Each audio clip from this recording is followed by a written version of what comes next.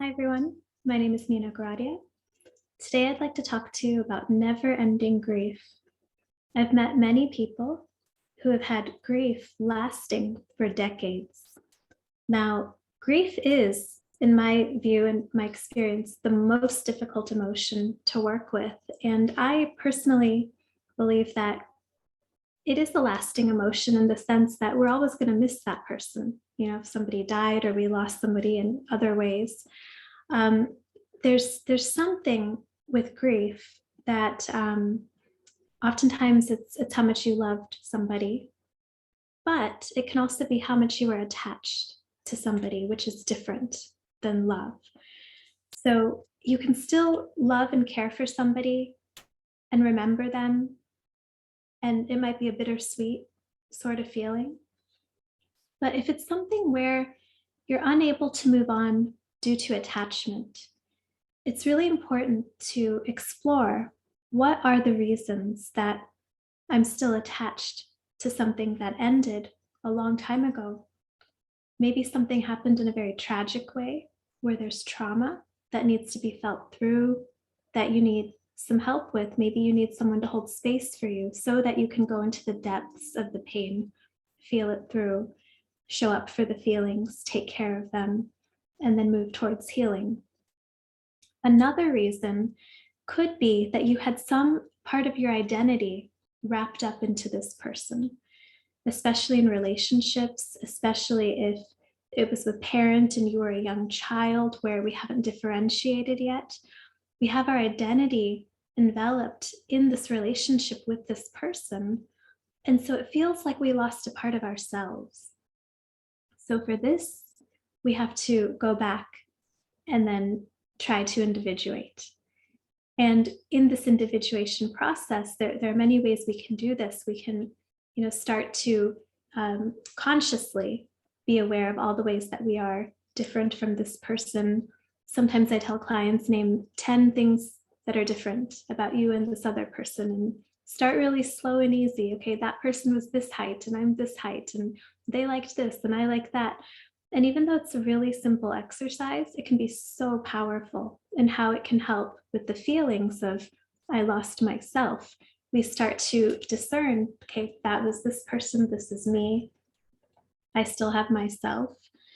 And this can help with some of the individuation process, holding on to ourselves. And then we are able to process the grief because we're not grieving what seems like the loss of ourselves. So another thing to think about is, was the trauma so great at that time that I dissociated? Either I dissociated into my intellect, I became hyper-intellectualized, focused on other things, or maybe I distracted in other ways, or maybe it just felt like I wasn't really in my body anymore. I was more just kind of floating in my awareness in a way that is just no longer grounded, which means I'm not sensing the emotions that are happening in my body. So I can't really process them if I'm not feeling them. And so in that case, we want to get into the body, ground. There are many physical resourcing techniques that I've got a video I'll link up here that you can do to help ground, to start feeling into the body. Sometimes this can be very scary because we checked out of the body with good cause. It was too much stimulation to be able to handle at that time. And so when we're in a place where we can go back for ourselves, we have more resources now, we can do that, but we can do that slowly. So you're just kind of dipping the toes in, getting it wet, coming back out, and doing it in small amounts so that you can integrate it. So we're titrating, I'll put a link for that. And then we are doing it in manageable chunks. And it's nice to do this with somebody so that you're not having to manage how to do it while you're in what's called the trauma vortex, which is all the energies of this trauma come up and they're really strong. And it was at a time where you didn't have enough resources, so it can just pull you back into the trauma. So we want to really focus on developing a lot of resources in what's called the counter vortex, where we are learning all the resourcing techniques and many other techniques in our toolbox to help us stay grounded when this trauma vortex arises. And it's nice to do this with another person so that you have more space, two people holding space for you.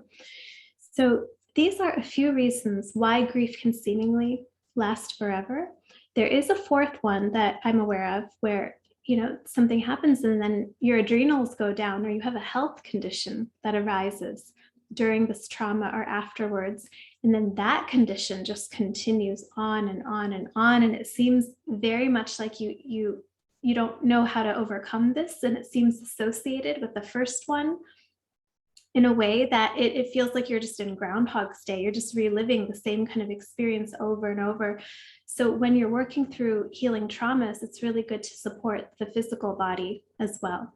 And I've got some videos on that. I've got a playlist of ways that you can support yourself physically. I don't think we can physically bypass, just like I talk about not emotionally bypassing and not spiritually bypassing. So I think it's really important that we support our body in all the different ways so that it can process, so that it can heal. I hope this was helpful. Please feel free to comment below if you've got any of your own tips for long-lasting grief, or if you'd like to share your experiences. I wish you healing and I wish you well. Take care.